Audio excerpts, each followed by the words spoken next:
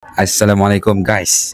Hari ni Pak Man nak sharekan macam mana kita nak dekor kita punya dapur tu bagi jadi meriah dan save cost. Nak tengok tak? Nak tengok, jom ikut Pak Man. Pak Man akan tunjukkan. Ni semua idea bonda wife Pak Man. Dia nak buat surprise kat mama dan abah dia.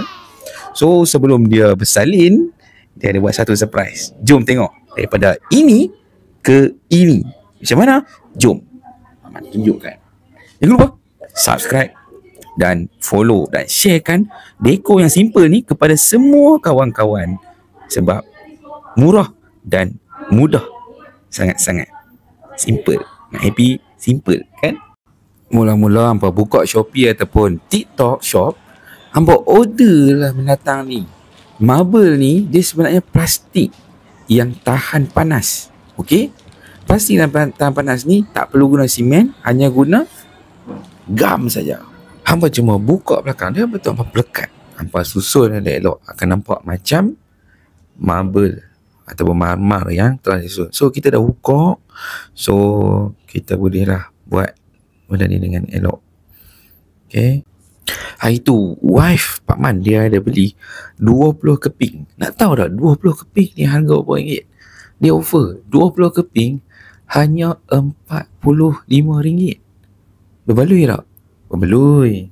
Nanti kalau rosak, hampa cabut, hampa scrap balik gam-gam dia tu, hampa buat baru pula. Jadi dapur baru. Nampak tak? Oh, benda ni simple tapi kena ukur betul-betul lah. Kalau silap ukur tak cantik, hampa tanggung lah sendiri.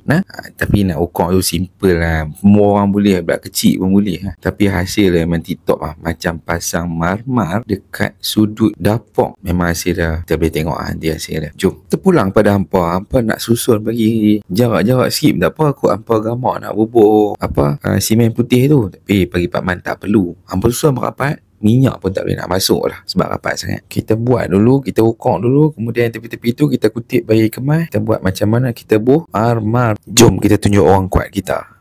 Bonda pun ada, nak tengok tangan dia. Alright.